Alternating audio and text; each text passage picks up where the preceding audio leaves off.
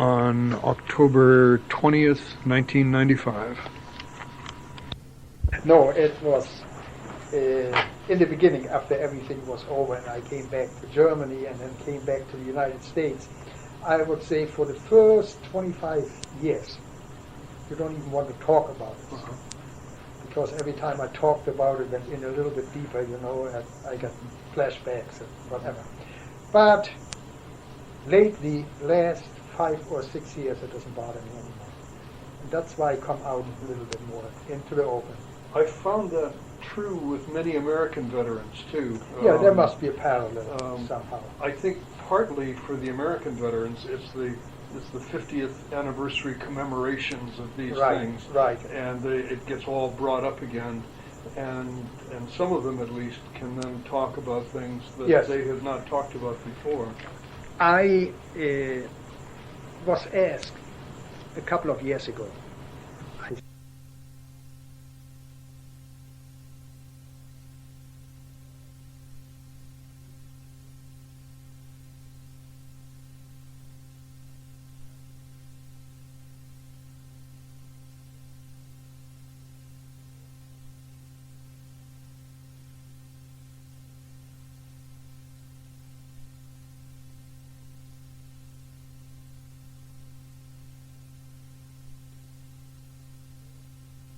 And therefore, even up to maybe 2 weeks ago, somebody asked me, and I said, give me time, give me another 6 months, so I can stay back a little bit. I understand. Those of us who teach military history, and especially Second World War, we were popular as speakers, too, for a variety of groups. Sure. They wanted us. But normally what I do is to ask to begin with what the person's life was like before the war. Education, family, where they were from. I'd like to do the same thing with you. Sure. You were born when? I was born in November 1922 in Bremen. And due to the business of my dad, we moved to Hamburg. And I spent most of the time, my childhood, from, I would say, the 3rd, 4th year until I was 12 years old in Hamburg. What did your father do? My father was in show business. Oh. He traveled around on stages in a way you don't have it today anymore. He participated in variety shows. Sort of like vaudeville, American vaudeville. Yes, sort of, And therefore, of course, the family traveled with him. And I went through about 120 different schools. I still have a book there where every school is documented when I started there and when I left again, and then there was maybe a day of traveling and the next school came.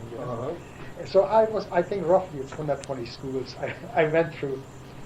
But was he a singer or a dancer? No, he wasn't. What do you call acrobat? Oh, an acrobat? Yeah. Handstand, walking upstairs on his hands and all this tumbling and whatever belongs to it. So anyway, and as I was 12 years old, we went to Lübeck. Lübeck is a small town on the Baltic Sea, a little bit more inland. And there I went to the last schools, and he didn't have the means. I wanted to become an engineer, but he didn't have the means of financing it. So I went into a tool and die apprenticeship program. And by that time, it was already government plans, weaponry, producing weapons, and so forth. And I learned the trade of tool, die, and then go into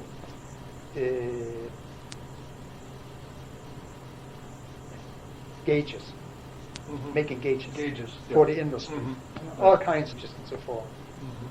And as I then finished my apprenticeship, became a journeyman for about 3-4 months, and of course by that time the Polish War had started. And I got the idea I go to the army, and since my dad didn't have the means, I can become an engineer in the army. Oh, so you saw it as a possibility for education? So I signed up for 12 years, and I wanted to go into the field of weaponry, which I did. Mhm. But everything went fine in the beginning, but then the Russian theater started, and they needed every man, so they put me on ice, so to speak. Mhm. And then I served with, by the end of the war, I just had 4.5, 5 years finished. Mhm. And then I spent 5 years as prisoner of war in Russia.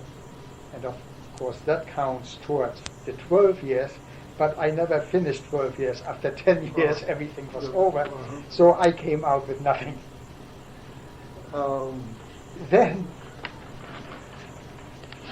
Then I, after I was released, there was no job in Germany, tool and die making. It was just in the beginning that it started, so to speak of, but there was no real employment. And an uncle of mine had a peat moss. It was not really a factory, but where they convert peat moss for farm use. Mhm. And he had quite an export business going to the United States at that time already. So I asked him, this uncle of mine, and he hired me. So I had the first job there and advanced a little bit. I was in charge of repair, maintenance. I had all the maintenance crews under me and so forth. Factory burned down twice due to dust explosions, electrical shortage and so forth. And I redesigned it and rebuilt it and so forth. And by 1956, an old army buddy of mine that I was constantly in contact with, he said, I found out my mother has a cousin in the United States, in Connecticut. I go to the United States. And I said, I wanted to do that for a long time, but I had no connection. So make it short, he went over, he didn't like it up north because we spent the cold winters in Russia. So he went to Miami area. And then I came from Germany in late 57 directly to Miami. Oh, with him? He was there already. Yeah. He was established, Yeah. and then my wife and I got married in the meantime. He was married too by that time. And we stayed with them, and then we bought our own house, and that's the way we started out. In 1962, we both were tool and die maker by trade. He opened up a tool and die business in Hialeah, down in Miami, Dade County. After a while, we went into plastic injection molding, built molds, and started the injection molding business. And at the end, as I retired, I was 64 years old, we had about 75 employees. And with working 3 shifts through all these years with Spanish people down in Miami, I sort of had, because I was taking care of manufacturing and the plant, and I was constantly busy. 10, 12 hours a day, getting calls at night and so forth. And then I had it. I said, now it's all yours. They bought me out, and that's when I retired to Signal Mountain. Oh, to Chattanooga. Yeah. It's quite a long ways from Bremen and... Oh yeah, it is, but I was back every 2 or 3 years as my mother was still alive. But when in the 1930s, when you left school and began the apprentice program, you would have been aware, of course, that the change in government, the Nazis came to power. Sure. What effect did that change in government have on you? Anything that you... No, I would say in 1933, of course, I was 11 years old. So you grow up. I really don't know anything before. What I know from before maybe 31, 32, shortly before the 33 period, there were quite some street fights going on in Hamburg at that time and all this. But you live with it, you don't know anything. So you grow up, it was more, let's say, my parents. Now, they saw more or less the handwriting on the wall. But what to do, I don't know what went through their mind. You know? But they were always somehow neutral, standing back a little bit. I know they didn't agree with the government, but they never said anything about it. Because in a dictatorship like that, even if parents say something and the children, they go and report on them, you know, they take the parents away. So it is touch and go. I know we had a friend, he was a barber, and he always came to us after hours or Saturdays to cut our children's hair. And one day he came, he said, so that's the last time I will not see you anymore. And of course I was at that time, what, 12 years old. So I asked my parents later on, why doesn't he see? Oh, he has to move. So years later, after the war, now, after everything is over, it dawns on me, he was a Jewish fellow. He was Jewish, right? So he had to, he wanted to leave the country, so to speak of, right? But my parents never told me.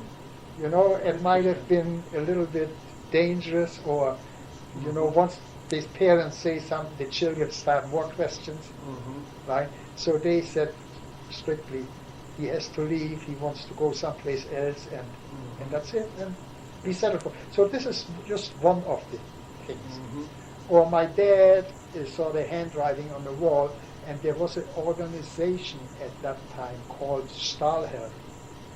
Now, Stahlhelm was a veterans organization. It means steel helmet. Stahlhelm, from the First World War. Yeah. So, was he a veteran? Yes, from the first. So I know he joined the Stahlhelm, and I have back in my mind the reason what he talked to my mother was when he joins the Stahlhelm, since Hitler was in World War I also, he would never question this organization. So he then would have been organized, but would not belong to the Nazi Party. So he wanted to circumvent that, which was okay for about a couple of years. And then Hitler came, he said, now Stahlhelm belongs to the Nazi Party. Oh. So he ended up where he didn't want to be.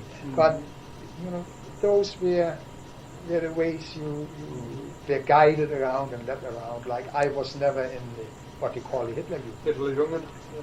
Until I, maybe a year or a year and a half, you know, I must have been 13 years old, something like that, in order to get accepted as an apprentice boy. Because if you wouldn't have been in the Hitlerjugend, you would have a hard time that a company accepts you as an apprentice boy. It was all organized. So I never had a uniform. I always walked behind. The money wasn't there, and I wasn't that anxious about it. But that was the reason I got into a factory, a government factory, to become an apprentice. So in order to be an apprentice, you had to be a member of the Hitler unless you become an apprentice boy in a small company with like 2 job shops. You know, but at the job shop, they didn't have the means, they didn't have the funding, they didn't have anything to promote an apprenticeship program like it's the same when you go to General Motors or to McDonnell Douglas these days as an apprentice boy. You learn something, the money is there, but not in the job shop. And they offered me at that place to go to engineer school after I was, I think, 15 and a half, which I didn't want to, because that would bring me more into an organized system of the Third Reich, so to speak of. How would that have, explain that to me a little bit more? Of course, if a factory which is governed and belongs to the government, so to speak of, that's what it was, you know. It was individually owned, but that was just a cover. And they spend the money on you to go to engineer school. Of course, first of all, you have to be in a party then, which I didn't want to. Second of all, after you are through with school, they run it more as a military school, so to speak of. It all gets a little bit involved in it again. than strictly a civilian. I see. I didn't want that. And then I said, if I become an engineer, then I have to sign for the next 3 or 4 or 5 years that I will stay there, and I didn't want to be tied down. And that's why I said, no, I don't want it. My dad didn't like it, but that was my decision. And then I went to the Army I was 17 and a half, 7 3/4, and signed up for 12 years there and become a civil engineer in the Army, which is not Which is not party. party, And that didn't work out. So Did you have brothers and sisters? I have 3 sisters. 3 sisters. Yeah, I have no brother. When you joined the Army in 1939? 40. In 1940? I think it was 40 years. So it's after the Polish After the campaign Polish was campaign, over, yes. before the French campaign? Right, the French campaign. That's May of just, 40. Yes, it just started. It was I think I went in February or March 40, and then the French campaign started. Do you remember what the reaction was in your town, in your community, people you knew when the war started with Poland in 39? Of course, it is. I would say you can compare that with any dictatorship. The young people, they grew up in it. They were enthusiastic. In between, didn't know anybody. The older ones who went through First World War and had a little bit more experience of life, of course, they were quiet. They couldn't say anything against it. It was the same like we had in Iraq today. Hussein was re-elected by 99.6%. So we had the same situation in Germany.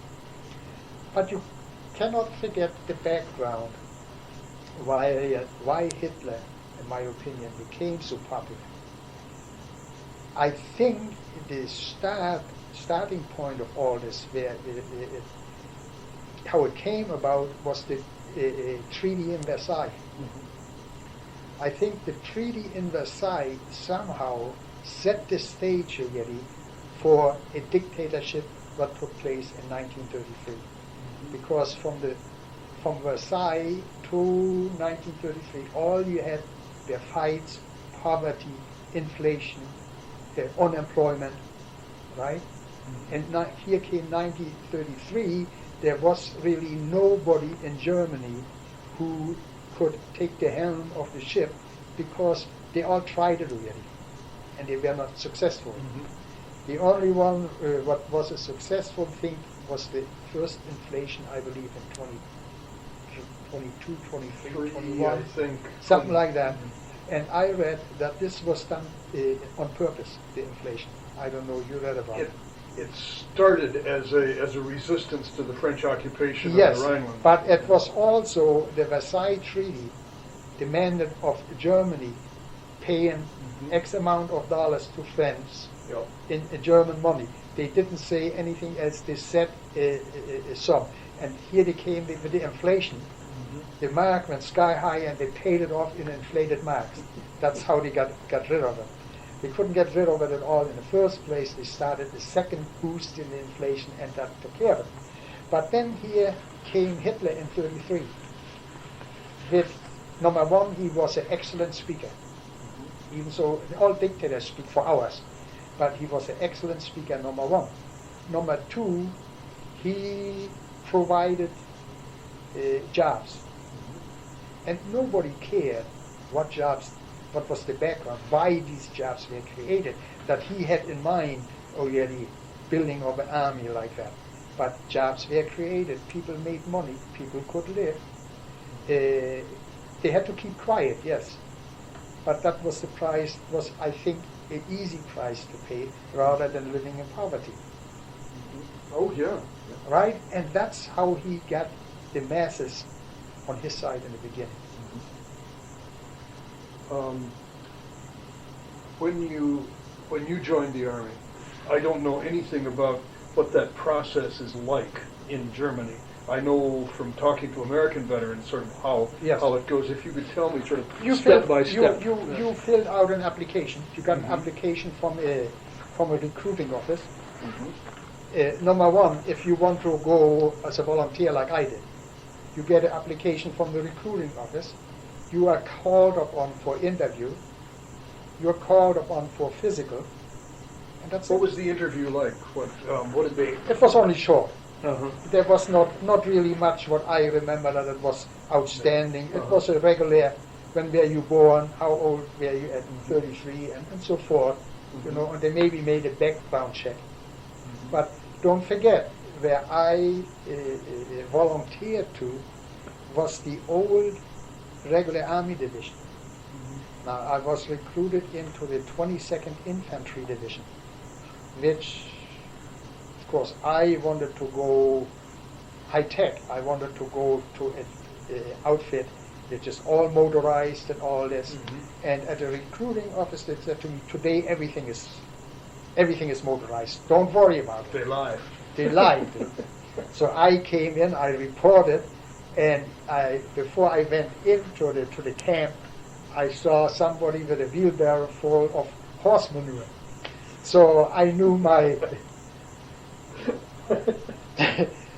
Recruiters are not always honest. No, in any other- so I ended up at the 22nd Infantry Division, the Artillery Regiment 22.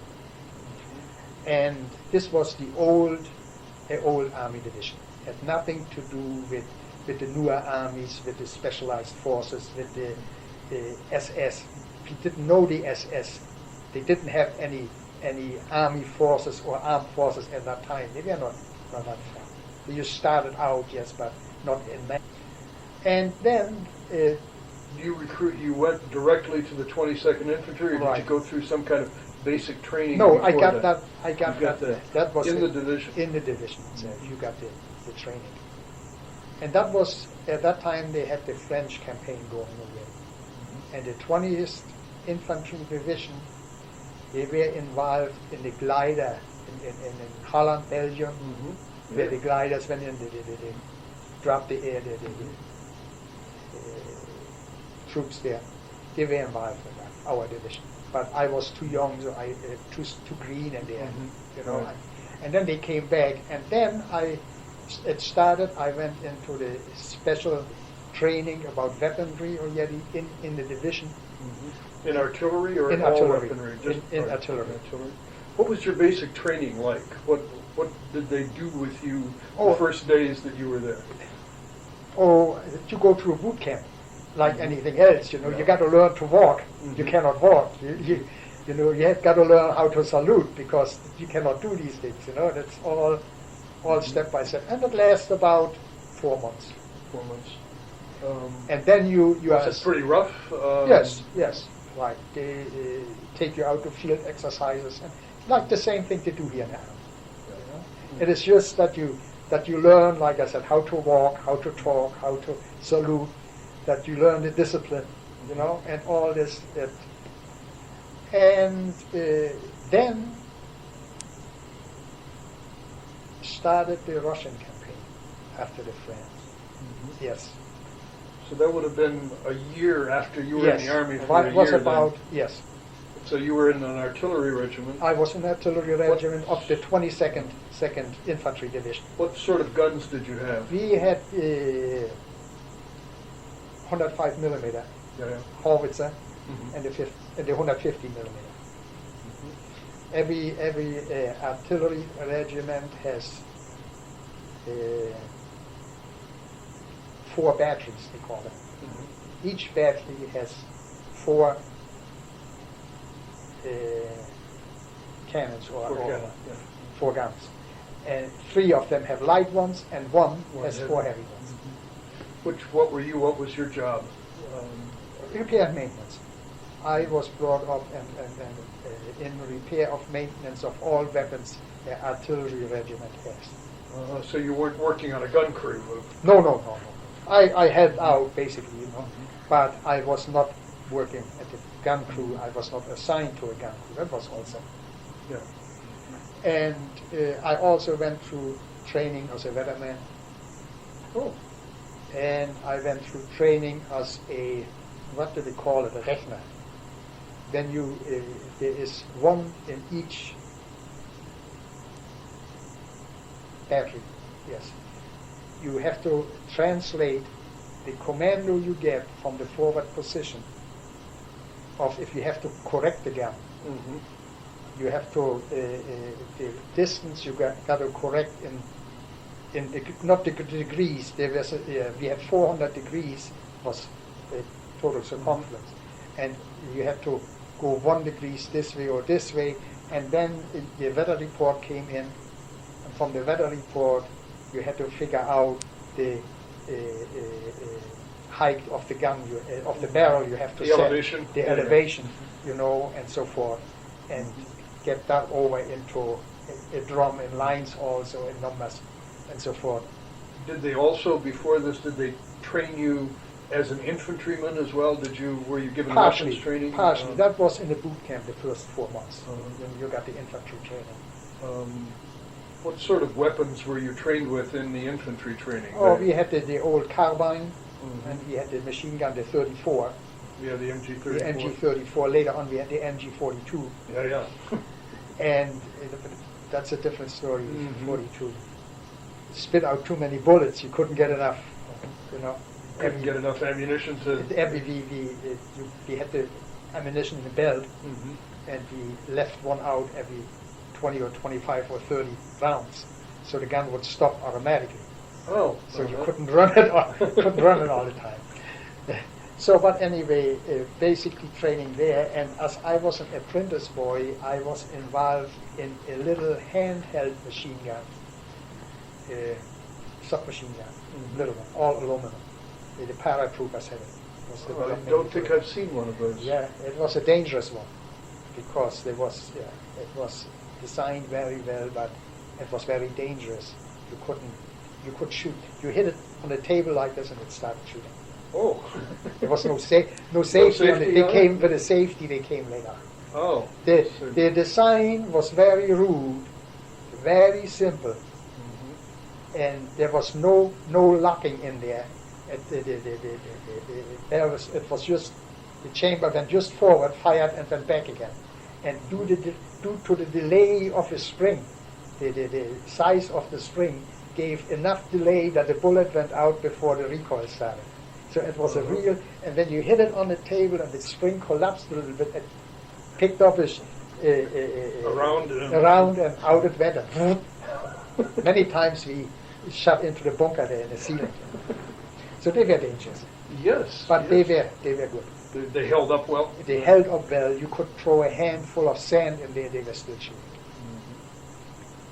But anyway, What sort of training did they give you on the repair of the equipment in the guns and? oh, the you other went through a whole program. I mean, if you are brought up, if you are in a tool and die trade, and where I started out, it all becomes all a mechanical thing. It was nothing ordinary, nothing, it's, to me at least, Also carbines, also the MG 34 and 42 later on. It was no. And then I went to Hamburg for a course about 4 to 6 weeks about more advanced, different weapons. They started out with what they call Panzerfaust Yeah. and these things.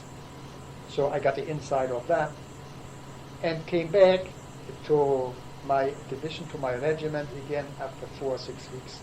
It was in Hamburg. And then I was transferred to the 30th Infantry Division, which... Why did that happen? Do you know?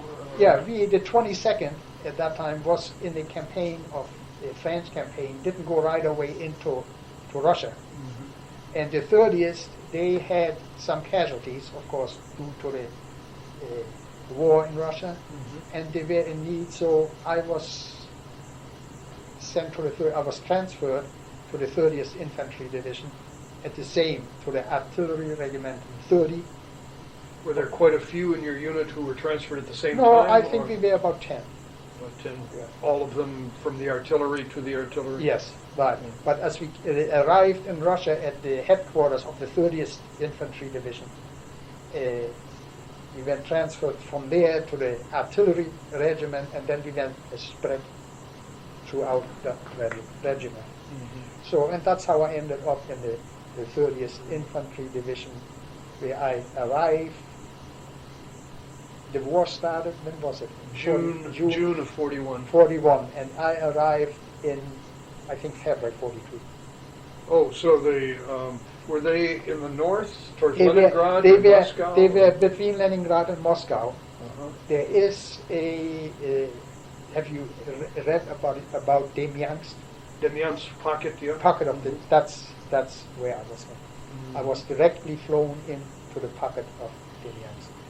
Not a good introduction. No. And there, of course, at the pocket of Demyansk, we were sitting for,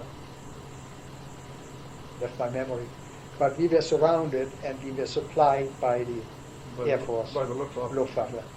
And, of course, what took place, the supply was really not enough. And we ate our own horses. We lived from horse meat and what else came in through the air. But there really was nothing. You know? And for a strange reason, it was a cold winter. We had 58 below zero.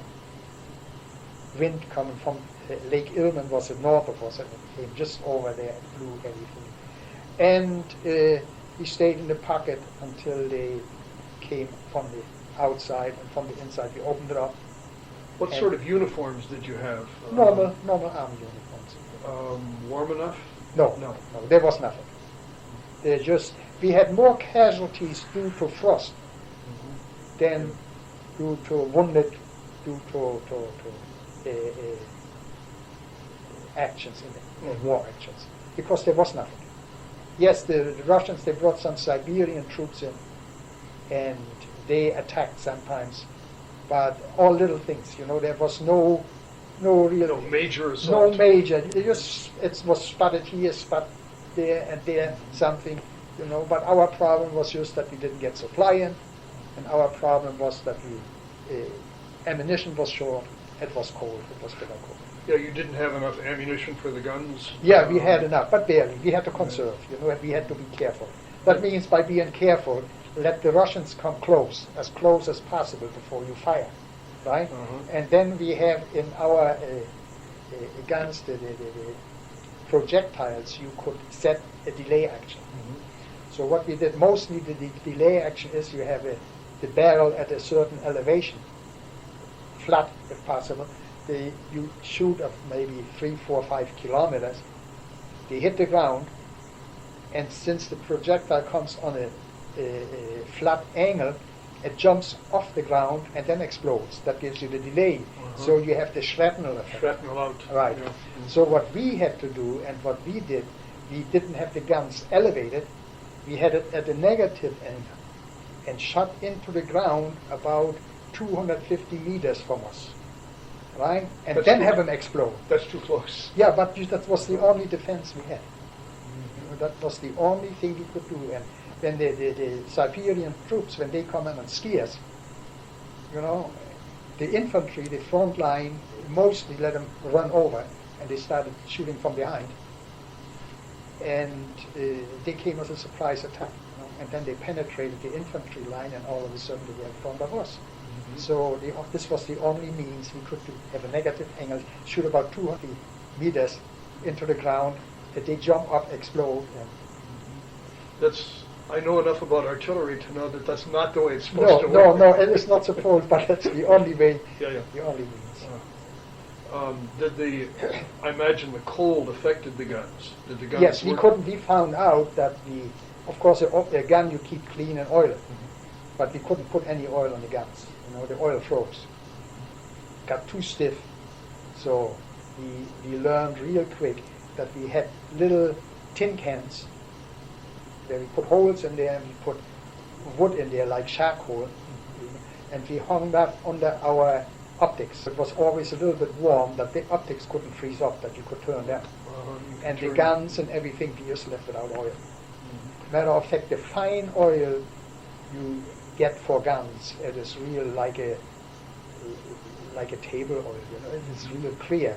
We used that oil, and we had horse meat. We made hamburgers and fried them in this oil to have a little bit to eat. You know.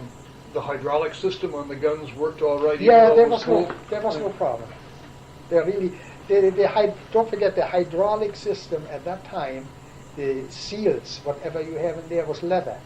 Was not like it is now O-rings or rubber cups, right? Mm-hmm. I think the rubber cups would have gotten stiffer, maybe frozen more.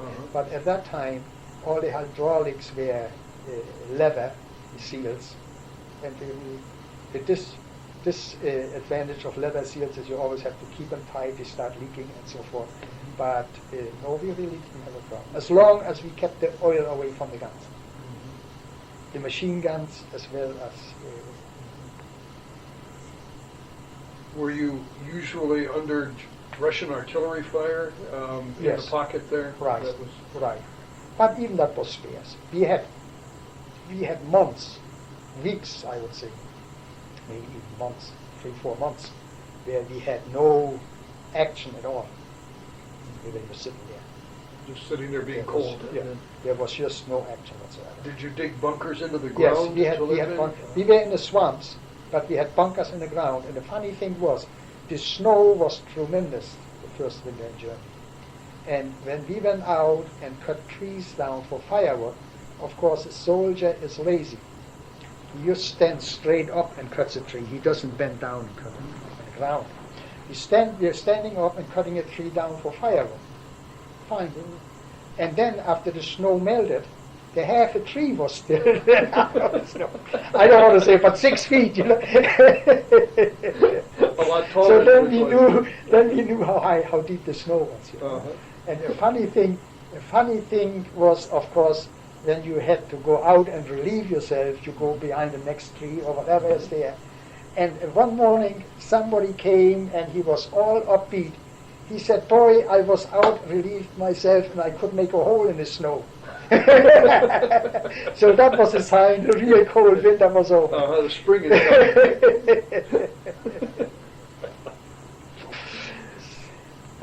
coming.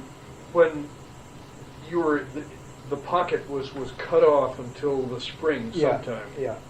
And then you were relieved. Someone drove in and. Right. There was then just a connection road. Mm-hmm. They called it Schlause hose, you know, like a. That was all. It was through the swamps. It was all corduroy road getting in, and of course, since the ground everything was frozen, there was no problem. Later on, as it all got soft and thawed up, of course, even the corduroy road started to sink in, and we got water into our bunkers, and we had to build little houses, goods houses Above ground. above ground. You weren't in a village then. You were No, just no, out, no, no. out in the field. No, at that time there was no village.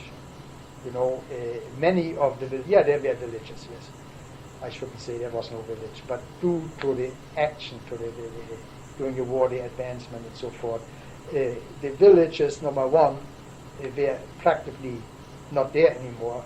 Civilians lived there, but whatever. But as a unit, as an army unit involved in the skirmishes and everything, in the battles, you don't want to be in a village. You become an easy target for the artillery. So you spread out in the woods, where he really has no reason. If there is a village, and the village is occupied by German troops, you know, he has the village on the map, and he almost can pick out every intersection or whatever he wants. But if you spread out in the woods, then You're harder to find. you're harder to find. He cannot set his guns for each little bunker or what is there, every concentration.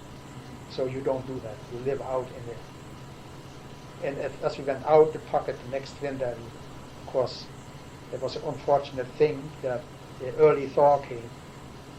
And as we went out, the whole ground was still frozen.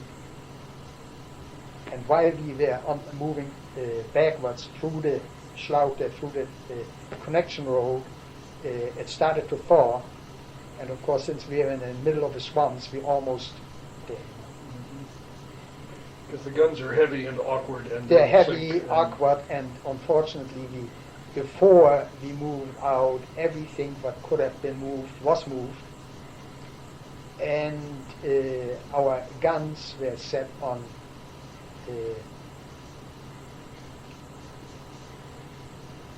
sleds, so to speak, on, so we Mhm. could pull them over on the ice, and we had to throw them away, and then the guns sunk in quite a bit into the mud, and we had a hard time. Our horses had a hard time getting out, but we came out without any, that the Russians started to do anything or cut us off. I think beans, or they didn't want to at that time. If it would have been easy for them, yes, they would have done it. Were you under Russian air attack at the same time? No, there hardly were, at that time, we hardly had any air attacks. We had the night owl, I don't know, it was just a light plane.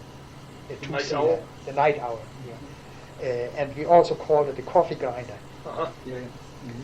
And they threw bombs, what they had, over the side. They had no bomb shaft or anything.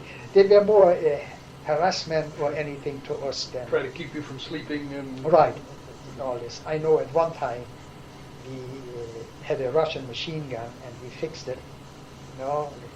It's like a record on top where the bullets, the magazine. Mm-hmm. Yeah. Mm-hmm. And we had a stack of hay, which was fodder for our horses. It was a little bit outside from where we camped, and we didn't know where to shoot it. We wanted to try out this Russian machine gun, and we shot into the hay, which was fine. Nothing happened. All of a sudden, in the middle of the night, they got us out of the bunker because the haystack was on fire. We had tracer bullets in there, which we didn't know. We set the haystacks on fire, and now everybody said, be careful, the night owl. And then the night owl came, saw some fire there, and then he started dropping these little things, but really didn't do any damage. It was more a nuisance than anything else. Did you have people in the regiment designated to take care of the horses? Oh yeah, right. You have the people who take care of the guns, Mm-hmm. and then the ones who take care of the horses and all this. They bring the guns where you want them, so you can set them up to fire, and they leave. They go away. They leave into the woods back there, maybe a kilometer away, 800 meters to 1,000 meters away. So they will be on call, and if something happens, but they will not stay with you because it's too dangerous for horses. Mm-hmm. And what we did, since we had four guns in one battery, what they called it, we had 3 together, and we pulled one maybe 500 meters out. And that gun, 500 meters, did the firing when there was anything. So the Russian sound and light batteries, they measured the position of that gun. And that's the only point they had. Now, if the action started, we pulled this gun away and put it over here into this battery. And now the Russians thought the battery was over there, which they, by sound, pinpointed there. Now, this made them shoot into empty ground while we were shooting from here. And that lasted about a day or two, and then they found out, and then they hit us. So by that time, maybe we changed, whatever. Did you, that winter and spring in the Demyansk pocket, did you have quite a few casualties in your unit, or not very many? No, it was not too many. Not that I recall. We had, in our unit directly, I would say we hardly had anything. Because there was nothing going on. The interest, and nobody knows really why, but the interest of the Russians seemed to be in other areas than just there. I think they started in the south, then in the middle, and in the south, or we started to attack in the south again, the Krim area up there, Sevastopol or whatever it was. Yeah. And I think we were just sitting there and sweating it out. Which comes to my mind now, if I would have been in the motorized unit, I would not have been up in the north and sitting there for months at a time and just sweating it out. I would have been in the south, and heaven knows what would have happened to me. It's decisions get made in the war that you have very little control over, but are very important in trying to... Right. I am positive if I would not have been at the horse-drawn artillery, if I would have been at the mechanized, like the self-propelled guns and all these things, these guys were all involved in the South and got cut down and really, you know, Took heavy losses. While we were sitting relatively unharmed, just holding the front line. And then as the South retracted, systematically retracted also. That's how we ended up in Courland, in Latvia out there. Then the Russians bypassed us, and all of a sudden we were sitting there and couldn't move. See? So you spent essentially the whole war east in that same in the north area in the yes, north. In the north. Yes. But sometimes that will happen to American divisions as they go across Europe. You know, they'll be sort of Right. in a line all the way. Right. But frequently they'll be moved up and down and out Yes, and but back. And, again, you know, they couldn't afford and they wouldn't send a horse-drawn unit into a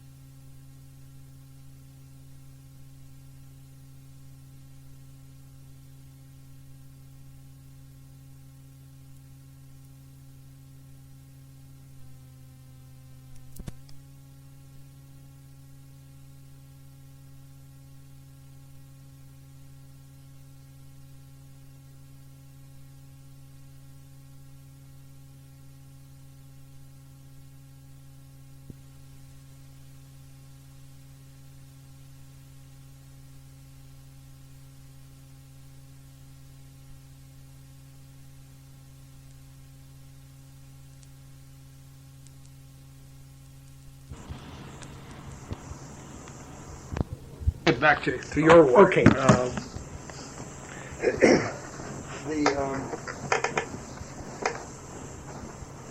When after you got yourself and the guns out of the pocket and, Right. and back, went into just another defensive position Right. behind the line. Right. It was all organized withdrawal from one position to the other one. And due to a strange circumstance, I don't know why, that the Russians bypassed us, must have been geographically, and it was easy to cut us off.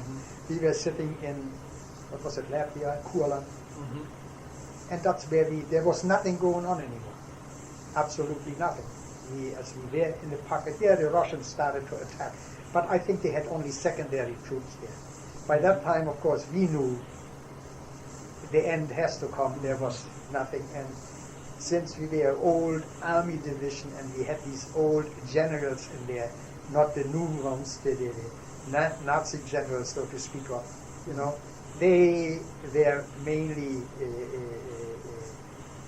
after that we sweated out there, had as little casualties as possible, and nothing goes on. There was once a message came through that the Russians said, the people in Courland are our cheapest prisoners of war. Because they feed themselves, they don't attack us anymore, they feed themselves and we have nothing to worry. And as all was finished at the end of the war in May, that was the end of it. Now, but I remember the pictures there in the '43 Christmas book Yes. that you showed me. You were there in a city or village. Yeah, it was in a bunker. Um, There was some, that had been fought over. Yes. Often. Oh, Stalia Rossa, yes. Yeah. Right. And was that one of the times sort of when you had to retreat and then go forward and retreat and go forward? Or? No, that was after the Demyansk pocket. But then we just sat there and held that line, and then as the Russians advanced south of us, we sort of retreat also. But really that the Russians made large-scale attacks or something, no. Little things, yes, he broke through, you know, and these normal things, but a large scale was like what's going on in the south, no, never happened. Did you have much dealings with partisans? Were you Yes, under attack? constantly. What was that like? Well, it was the point that you didn't trust anybody, and that is a dangerous part, because partisans, they were there, they were friendly during the day, and they cut you down in the evening or night, so there was constant anything, but it was not, don't forget, we were the frontline troops. And the partisans don't operate in the frontline area. Mm-hmm. They operate further back.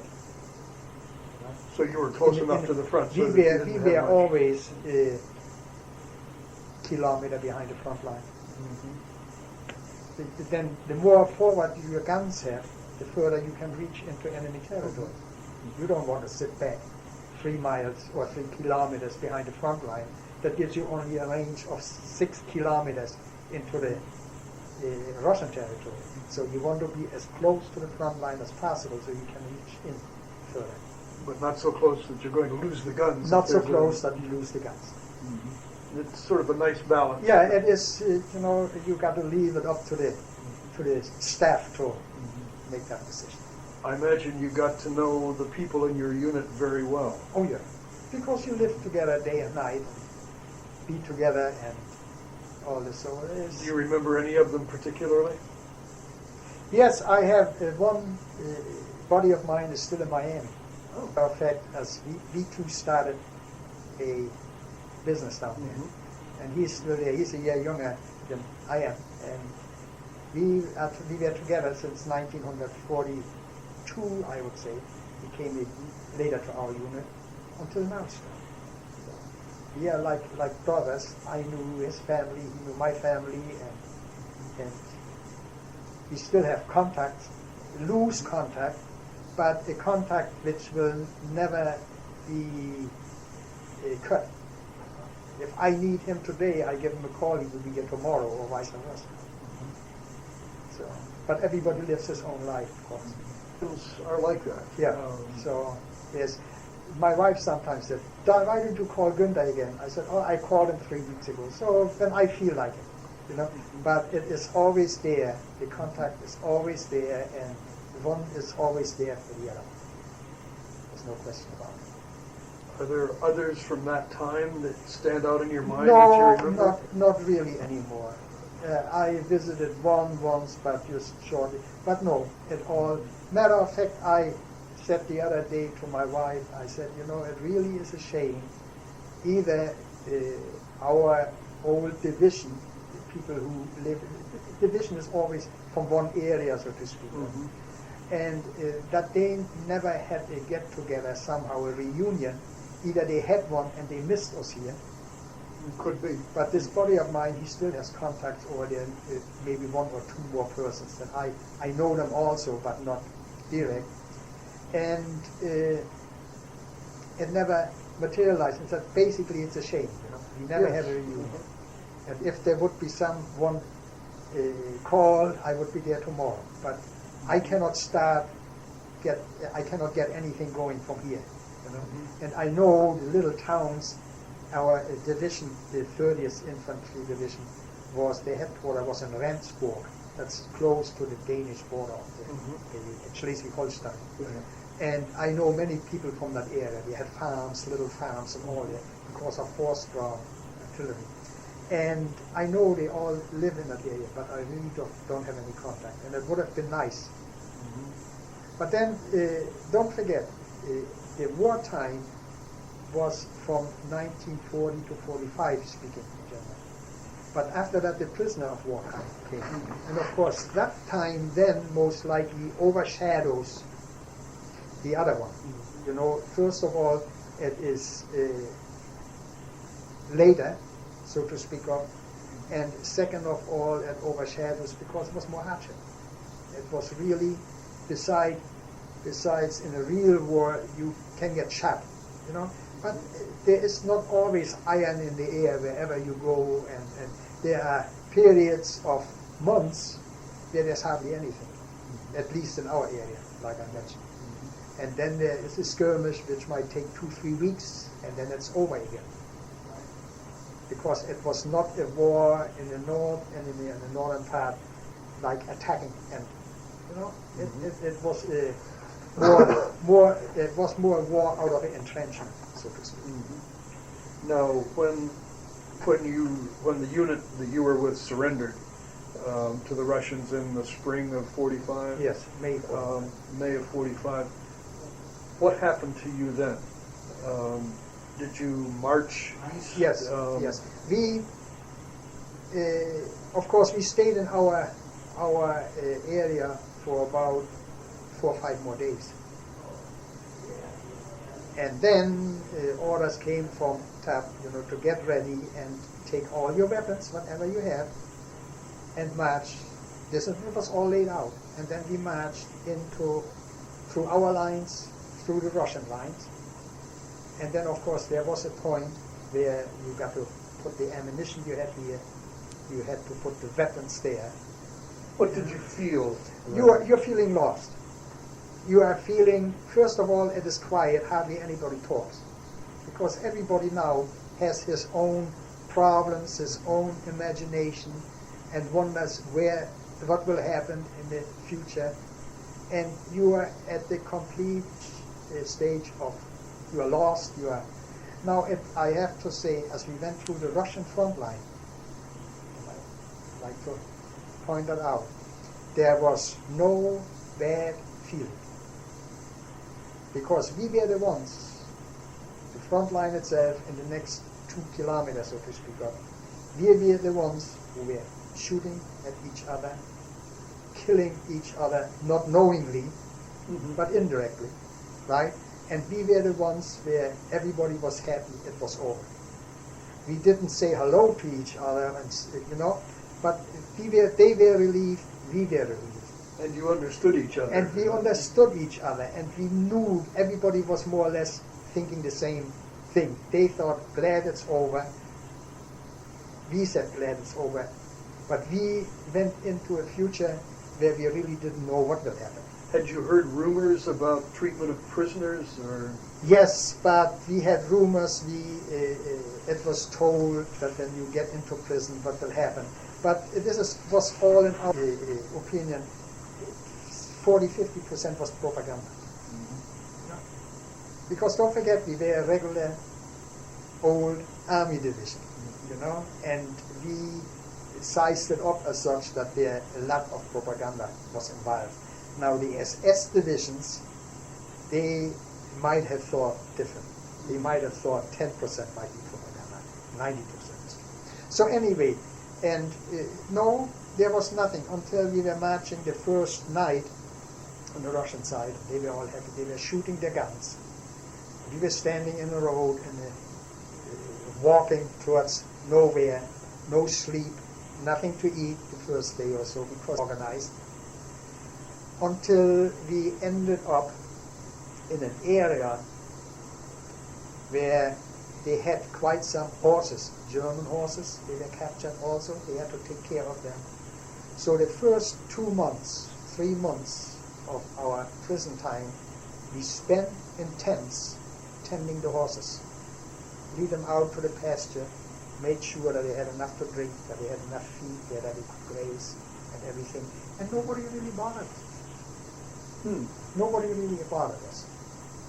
And then, of course, we recuperated. We got used to the situation. We got out of the tent in the morning. We were in the free, and we didn't see any guards, any Russian soldiers, and nothing.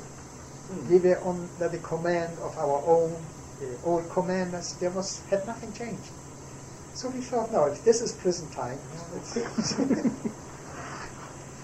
And after that, of course, the Russians had to organize for all the masses they came in. I mean, they had tremendous amount of people all of a sudden, and they had to get organized to get food and they get something there. And then we went to the first camp.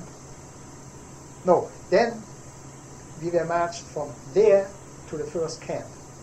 And as we were marched there, we had Russian army units with us, and they started to steal from us, and they started to take away everything from us. And then it really became a nightmare. As we went into the camp, we had nothing anymore. We didn't have And what we had was taken away from us at the camp. Where was the camp? The camp was in Telshe. That's also up in that area. I have to look it up on the map. T-E-L... S-C-H-E-N. Telshe? Telshe or Telshe, I don't know. Yeah. That was the first camp, and there, of course, everything was taken. All we had left was a mess kit and a spoon. No toothbrush, no shaver, no knives, no scissors, no shoelaces, no belts, everything. All was taken away. Now in the camp, now we felt like prisoner of war. Second day we were there, we had to go to the bathhouse. At the bathhouse, we took a bath. We got old Russian underwear. Our underwear was taken away, only one set. We kept our trousers and and we got a Russian jacket and a Russian cap, and all our body hair were shaved from the top to the toe. Whoa. So now we stand. Now we are prisoners. Now they do that, I hear, to demoralize you. Mm-hmm. And what? Did it? And it did, yes. For the first week, we could have all cried. Now we had nothing in it. Now we were really prisoners of war. We had a barbed wire around, we had the guard towers around, and we were in the camp. There were no buildings. We pitched tents. We slept in a tent, and there was nothing to do. Absolutely nothing. These were the most terrible months we went through. Of course, now we really didn't know what would be. And after that, we stayed in that. This was still in the summer of 1945? It was still in the summer. Summer, still warm enough. Yeah, so that it was still warm. It don't matter. It was quite warm. Mm-hmm. And from there on, from that camp, we stayed there for maybe 3 months, 4 months. They marched us to the city of Klaipeda. And the city of Klaipeda is the old city, German city of Memel. Mm. I know you heard about that. Or Memel, yeah. Memel, the name is Klaipeda. It was Lithuania. Mm-hmm. And we came in there, and the march over to Memel was the most terrible I ever made. We were about 2,500 prisoners, the march there. And our guy, then you march in a column for about an hour, and then you have a 10 minutes rest. But the 10 minutes rest means nothing. The 10 minutes rest means standing there. You could sit down, but you had to sit on the road. But you couldn't go to a ditch to relieve yourself or anything. You just had to do it there where you were standing, among all the guys around. And many had foot problems from walking, blisters and all this, and they fell back. And of course, they cannot start a second column back there for all the ones with foot problems. So they had to drive them on, and the Russian guards drove them on to keep up with it. And I have not seen it personally, but here, which went through the lines, that if you fall back, you cannot keep up with it, they shoot you. That's the end of it. And I'm positive they did, because they had no other means. And at that time, I don't think we were registered yet. So if you're not registered with the Red Cross, you're. Did you hear gunshots? Yes, we heard gunshots. We also heard that some Russians started to take things away from Germans they still had. Little things like a wristwatch and something like that. And that in one instance that a Russian general took 3 Russian soldiers behind a barn and shot them there. So that went through also. So they were just as rough with their own than they were with us. And this was the most terrible march, lasted I think 3 or 4 days. And then, like I said, you cannot relieve yourself. You have to do it all where you walk and when you walk, and hardly anything to eat.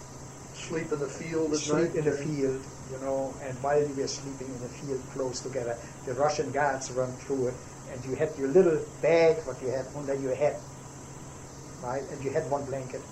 You had that under your head. All of a sudden, somebody ripped that bag away and ran with it. So there was a Russian soldier again. He thought he could find something there. If he didn't find anything, he threw the bag away. And going through that ordeal, I myself started to have a blister, or not directly blister, my feet were very hot, and I felt the blister would come out. And that was a late afternoon in the evening where we started to camp, and there was a little water stream running. It was maybe a foot wide, 2 foot wide. And I was walking towards the stream. On the other stream was a guard sitting there. They were posted all around. And he was screaming at me and said, "Stay back." I kept on walking. He said, "Stay back." And I said, I couldn't speak or anything. So all I wanted to do is sit on this little stream, take my shoes and socks off, whatever was left, and put my feet in this ice cold water. And he was good enough to leave me there. He didn't say anything anymore. And I was sitting there for 15, 20 minutes or so. I put my socks on again. I saluted him. He saluted me. Good moment. So, and that, I believe, saved my feet, because it cooled them down. They were a little bit swollen. It took the heat out of it. And next day, we started walking, and I had no problem. Good. Then we got into a camp in Klaipeda in Memel with 2,500, and we stayed there, and there was it became more organized. Now a camp, even a Russian camp, is organized like a little city. They set up a barber shop, because you couldn't have a shaver. You could commit suicide with a shaver, or something, or do harm to somebody else. But you could go for shave. So now you could go every second or third day the way you felt like it. Even so it hurt, because their razor blades were dull like it. But you could go for shave, right? It was established that we had a dentist there. So you could go to a dentist. Matter of fact, I got a filling in one of my teeth. The Russian, he made silver fillings out of Russian coins. He drew the silver. I don't know how he did it. But anyway, I got a silver filling there. And then you are leased out from the camp to a business outside in the city. And I was at a complex for a builder who rebuilt and built all kinds of things. He had all kinds of, they had electricians, they had carpenters, they had painters, they had everything there to rebuild houses and apartments and build houses and all this. And they lease you out to a company, and when you work there, this company has to pay the camp for the hours you work out there. And there was a minimum of 680 ruble.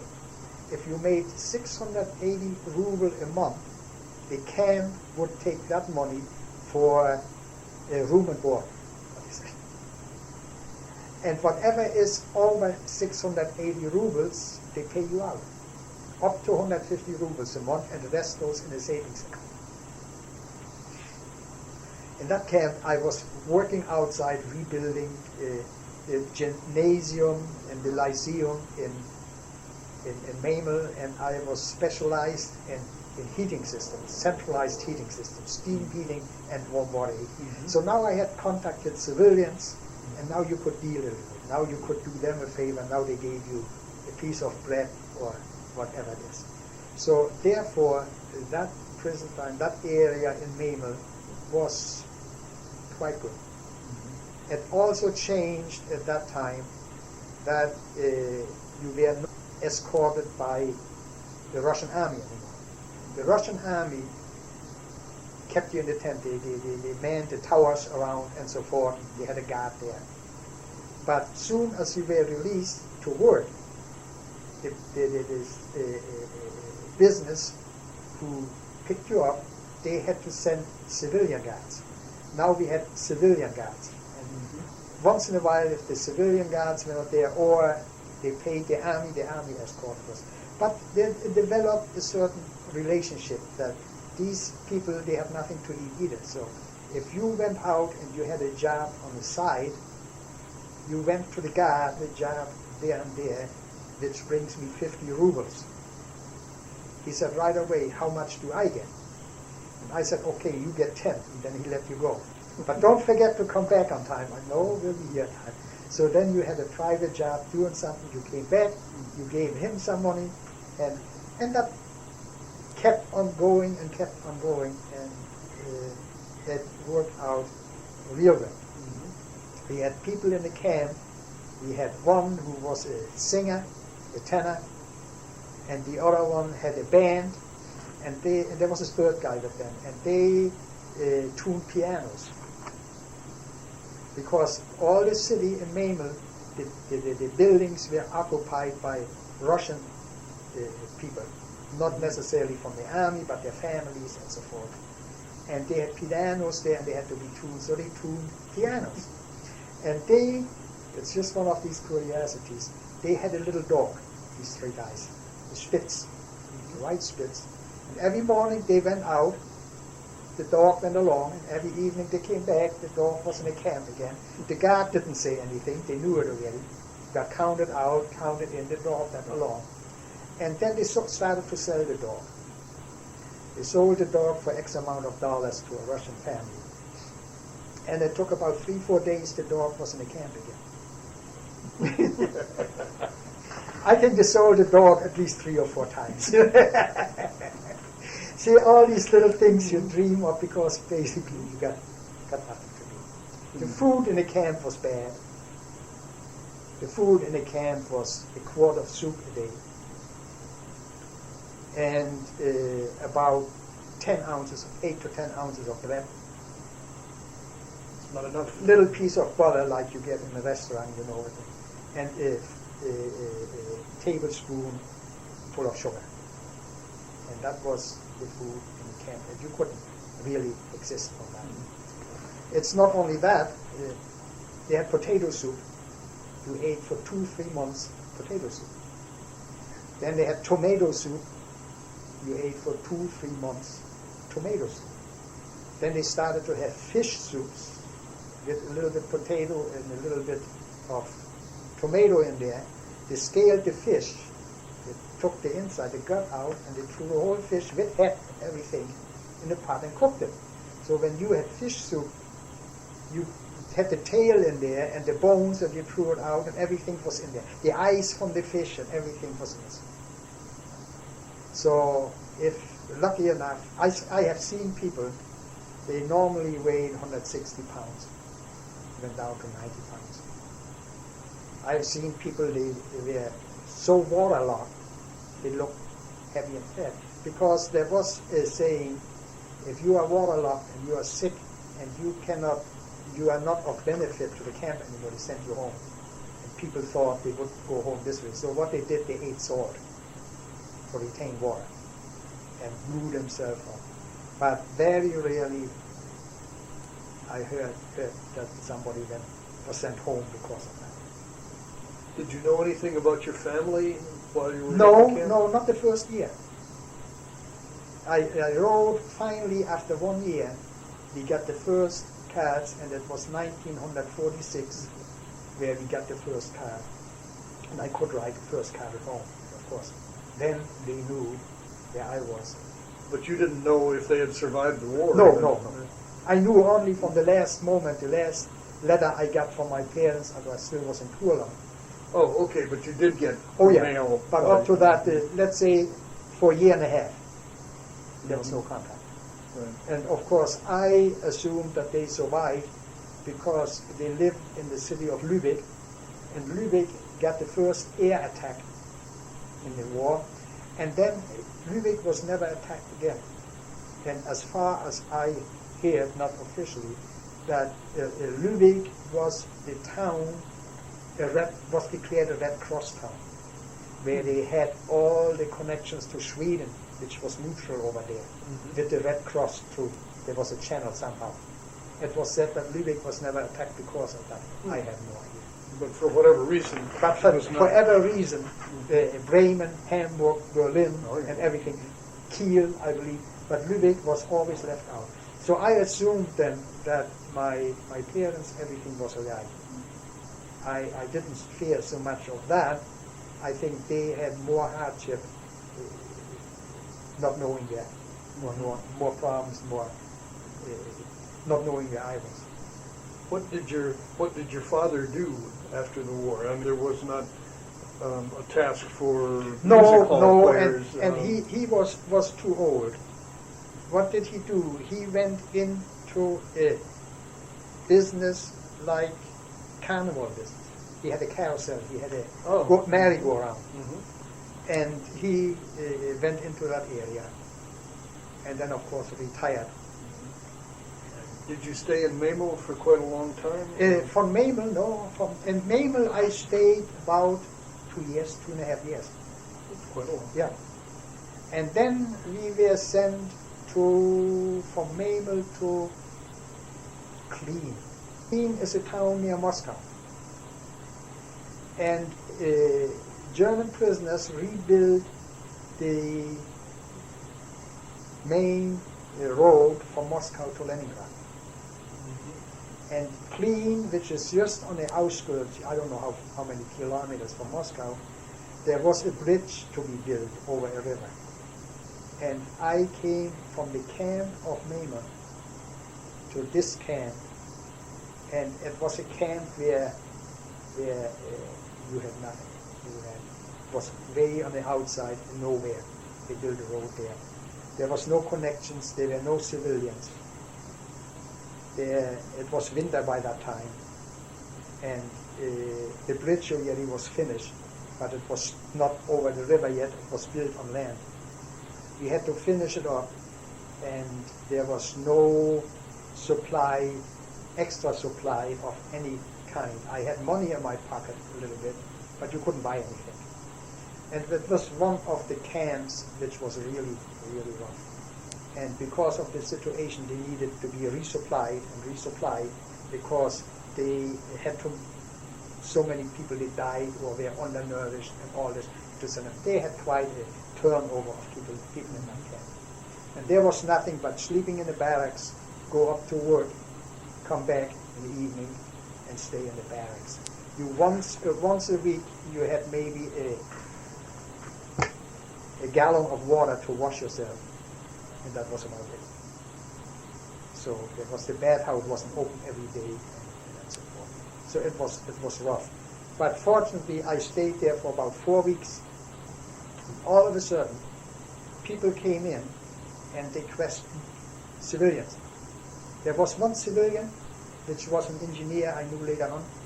There were two from the army, and there was one German prisoner of war. And they came, and the civilian engineer and the prisoner of war, they interviewed people. And they also interviewed me. I don't know what was happening. I don't know why. No idea. But it took 2 months, and I had to pack. We were about 3 or 4 guys out of the camp. We had to pack our things, and there came a truck. We went on the truck, and off we went. We had a guard with us. And he brought us from Klin to Kaliningrad, between Moscow and Leningrad. Mm-hmm. And for the whole road building program, in Kaliningrad there was a camp of about 110 people. They were all specialists, all auto mechanics, mainly auto mechanics, tool and die makers, body shop people, painter. So this was a camp where we had our barracks.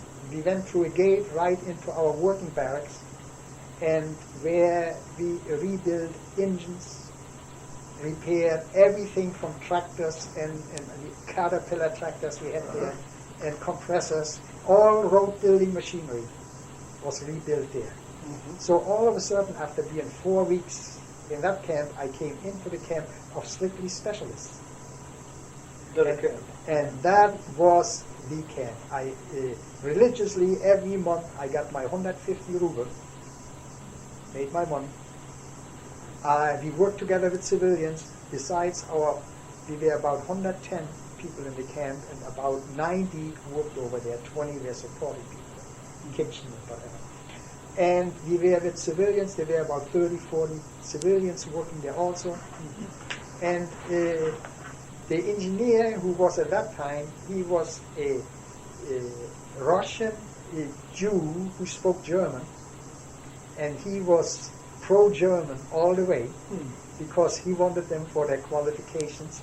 He was in charge of the camp, of the labor force, of the output, and everything.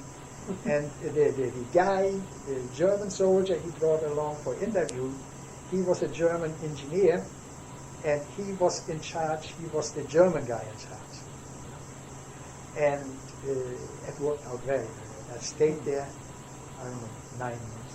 And it was, like I said, every month the $150 came. We made our money. Matter of fact, I started to have money in the bank.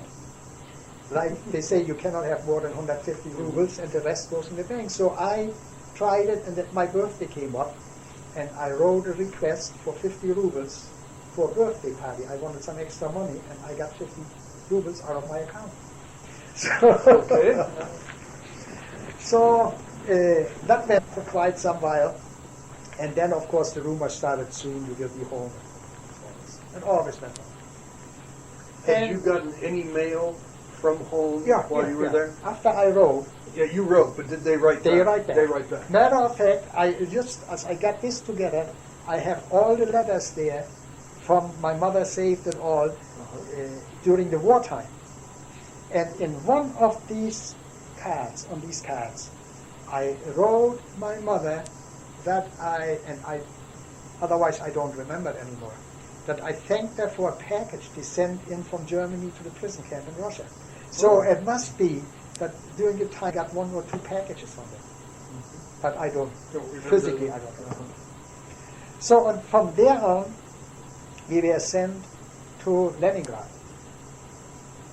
And was Leningrad still pretty well destroyed by that time, or was it rebuilt? They rebuilt, but it goes slow, and I didn't know Leningrad before, and they don't give you the liberty of running around in Leningrad.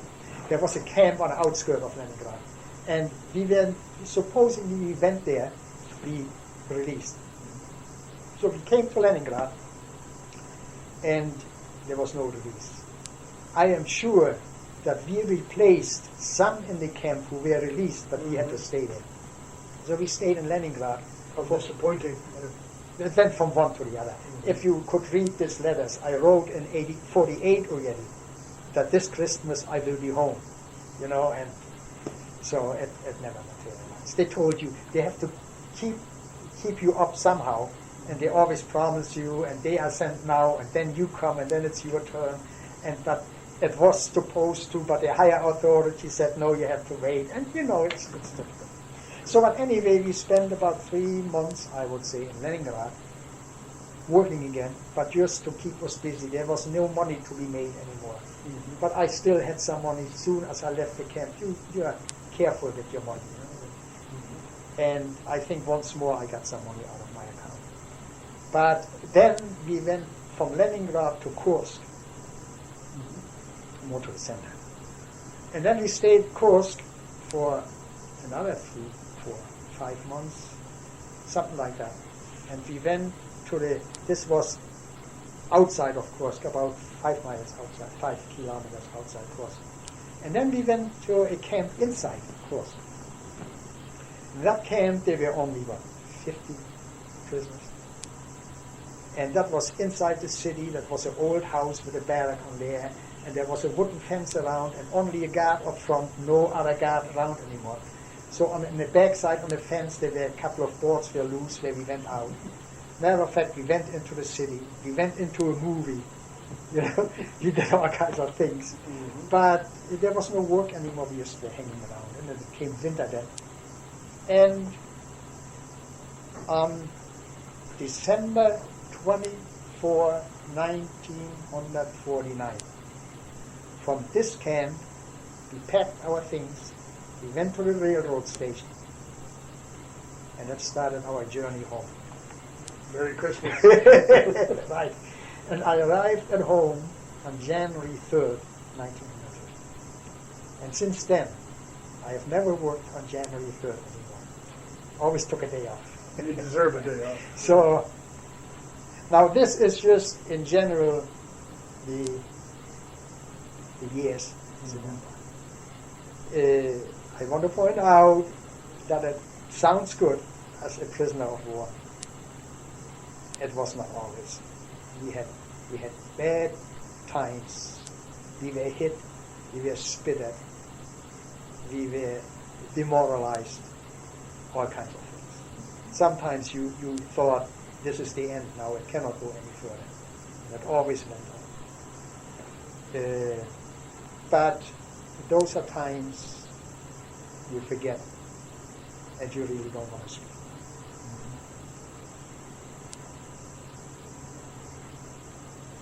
Because that would transfer me into situations where I have a hard time talking about. But I tell you one funny thing at the end, which was really, when you were, the first trip we made by train from Mamel to Clean, Callan area, they put you in boxcars. Close the boxcar, you don't know where you go. Now there are, I think, 100 people in one boxcar. There are no bunks or anything. You all lay down on the floor, and with the amount of people, don't quote me on it, with the amount of people, the floor was covered. You hardly could step. And you had on the door, on the sliding door, you had a chute which was about 6 inches wide, 6 inches high. And that's where everybody had to relieve themselves through the chute. That was the only way and the only daylight, and what you felt like a piece of meat, you know. And then when you lay down and the railroad runs, you get thrown sideways, and there is a noise in there which transfers to the boxcar. There's no insulation and nothing. So you really, while the train rolls, you cannot sleep or nap or nothing. And then it was dark as the sun went down, and you rolled and you stopped, and then as the sunlight came up again, the door opens and you got some water, and you got 400 people bread in there, and they close the door again, and that's it. And when the train is standing, they have a wooden mallet, and the wooden mallet must be about 8-10 inches long, 6 inches wide, 6 inches high, on a handle which is 3-4 feet long. And with this mallet, when the train stops, they hit the boxcar from the outside. If there are any loose boards in there where people want to run away.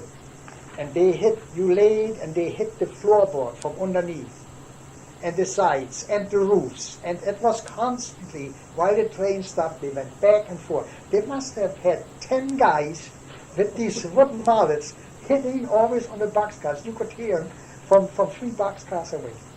So, you feel like, at the later days, as we went from Kalinin to Leningrad, we went by regular train. We were only 60 guys, I believe, 40, 60 guys. We went by a regular train, mixing and mingling with Russian civilians. This wasn't bad. And as we went from Leningrad to Kursk, we went to Moscow and then down to Kursk. And now comes the funny thing. It must have been either shortly before Moscow or shortly before Kursk. Anyway, we were one boxcar with about 40 guys in there, the same 40 or 60 guys, with one guard. He had to sleep and take a nap once in a while also. So he was among us. But there was no danger. Most of us, like me, we spoke Russians enough. We conversed with them. It was a nice day, nice spring day, as I recall, or a summer day. And we had the boxcar open, sliding door. We were sitting with our feet dangling out. And when nature called, men have it easier than women, of course. So we just opened, and one of us guys was just standing there. He just wanted to relieve himself and started, and the train rolled through a small station where people stayed with their suitcases and wanted to travel to Moscow, or of course that was. And he just was in no time we went through and we was holding in there. We all had to laugh like crazy. I will never forget the picture. I see it still for. And I also see the people there. They don't know what's Uh, even then, some funny things. Oh yeah, some funny things happen all along. But more bad things. Oh yeah, more bad. Did you lose good friends? Yes, a few of them in the camp. One was a really bad story. He was electrocuted by accident. We rebuilt in Mamel, we rebuilt the water tower. And next to the water tower, there was an electrician working at the transformer. It was a transformer building inside there, one transformer there. And he wanted to help him, give him a hand in there, which he was really not supposed to do. Wanted to give him a hand. All of a sudden we heard a big bang, and somehow the ladder must have slipped into the power lines. So that was one. And there were other things where we had quite some situations. Now nobody, to my knowledge, died of a heart attack or congested arteries or something like that, because there was not enough fatty foods to create that. I have never, no. But we had quite some people, they had problems, their intestines got tangled up. Because when you don't get any fat, nothing, your body uses up their own fat. And all the intestines are embedded in the fat layer. And when this is taken away, the intestine just can kink or tangle up. And I know quite of some, they had to be operated in the camp. So they had medical facilities? He had medical facilities. I myself had an accident as we worked on the water tower. We were up in about 12 meters, but 36, 40 feet up. Poured cement floor, concrete floor. And it was finishing time, quitting time, ready to go back in the camp. It was about 3 o'clock in the afternoon. And somebody threw a red brick. I don't think it was quite a full red brick. It was maybe a little bit more than half. And I got it on my head. It split up my head. So I went. Who threw the brick? Was it accident? It was accident. Just accident. Yes. Because you are not as careful that you cordon off everything. I just took the tools together. I wanted to bring it to the tool shed. As I saw a shadow flying, I got right on my head. I didn't pass out, but they put me on a horse and wagon and brought me to the camp. I was bleeding like crazy.